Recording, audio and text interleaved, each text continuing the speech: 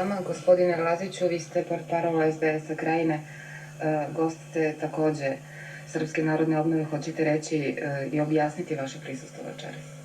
Pa znate šta, postoji niz razloga, objektivnih razloga, zbog čega sam se večeras ovde pojavio.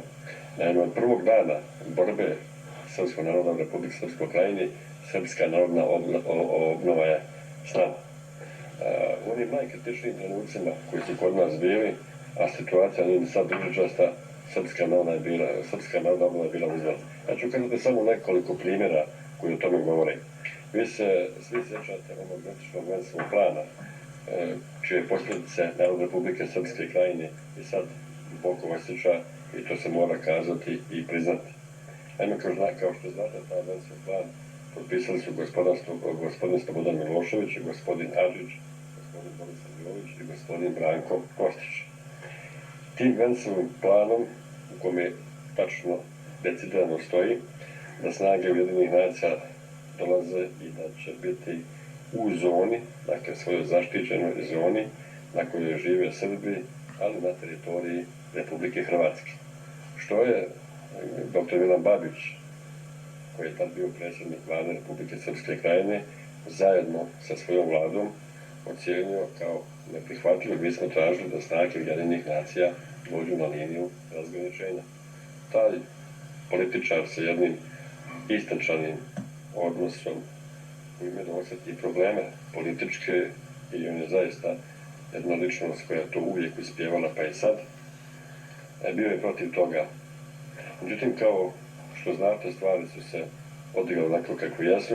Prvo je održana ona poznata isforcirana nelegitimna sjednica Skupštine u Glini, na kojoj gospoda iz Beograda letila silnim helikopterima i bez kvoruma je održana, a nakon toga slijedilo je Borovo Selo, gdje je kompletna vlada smijenjena na čelu sa doktorom Babićem, koja je bila legitimna. Zašto ovo pominjem? Pominjem to zbog toga što upravo i gospodin Jović, i gospodin Kiro Radović, i gospodin Pavle Milić, i niz drugih ljudi, kao što su Nadal Lazarević, su tad organizovali niz mitinga po Srbiji, od Beograda, Novog Sada, Kragujevca, drugih mjesta, gdje su zajedno s nama uočili sve negativne stavove koji su sad podnosili u tom planu. Kao što vidite, mi sad imamo ružičaste zone, mi u Republike Srpskoj Krajini imamo sjajne špijune koji odlično rade svoj posao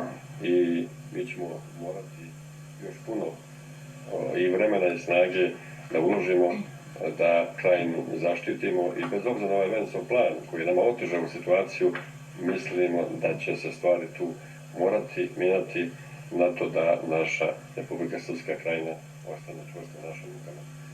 Jedan primjer. Drugi primjer je taj što je Srpska narodna obnova, sjećate se one poznate deklaracije o ujedinjenju Kninske i Bosanske Krajine. To je deklaracija koju je dr. Babić sa svojim sradnicima sjajno napravio, i kada ona potpisana u Grahovu, ona je ponovo iz Beograda bila osujećena. I što je vrlo zanimljivo, što želim sad da kažem, da se ta deklaracija potpisala, sigurno bi da bi i Srbija, a i mi dole svi i u Bosni i u Krajini imali manje problema. Jer tad odnosi u svijetu politički bili su sasvim drugačiji. Naime, Bosna nije bila priznata i stvarno je takve države, 2,5 milijuna Srba zajedničke, sigurno da je vremenom bilo tako rješavano i vođeno da su postale sve objektivne okolnosti, uslovi da se jedna takva država i prizna. Ono na čemu sad mi insistiramo, čemu nas prvo podržava Srpska narodna odbrana, to su demokratski izbori u Krajini. Znate, mi moramo neke stvari u Krajini mijenjati.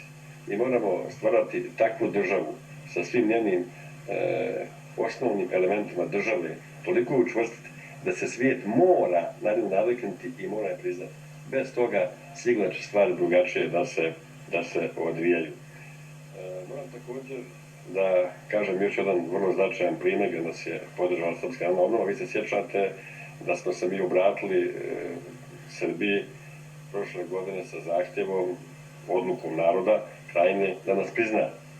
Međutim, do toga nije došlo, da dolazi do smjene vlade doktora Zelenovića, on pada jer je on bio pripremio sve za priznavanje Republike Srpske Krajine, a u to vrijeme gospodin Košutić obavlja jedan impresivni razgovor na onoj sjajnoj sjednici predsjedništva koja je pod pritiskom održana na naše ljude gdje su se našli sa mnogim članom tadašnjeg predsjedništva i u jednoj pauzi on je uspio da obradi gospodina Aspaja dok je dr. Babić otišao na jednu pauzu i kao što znate taj Vensov plan je potpisan, a za nagradu gospodin Košić je dobio mjesto ambasadora u Izraelu. I za kraj samo da završim još jednom rečenicom, u jednoj izuzetnoj blokadi informativnoj i od strane ove televizije i mnogih drugih sastava informisanja u Srbiji, kad je taj Vensov plan provođen, mi nismo imali šansu da ga objasnimo i da kažemo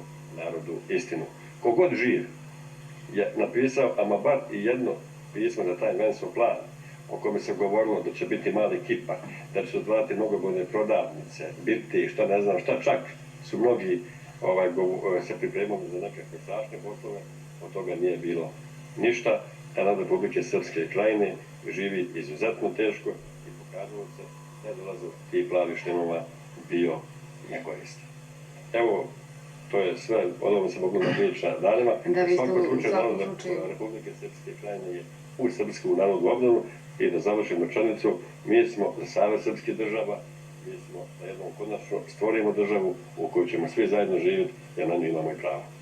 Hvala puno. Očito se stavovi SDS i Srpske narodne obnove slažu, čim vas gospodin Jović nije prekidao i u objašnjenju Vensovog plana i detalja oko događaja koje ste spomenuli, ali bio bi red da večeras predstavimo i damo reči gospodina Pavla Milića. Dolazite iz Crne Gore i predstavljate Srpsku narodnu obnovu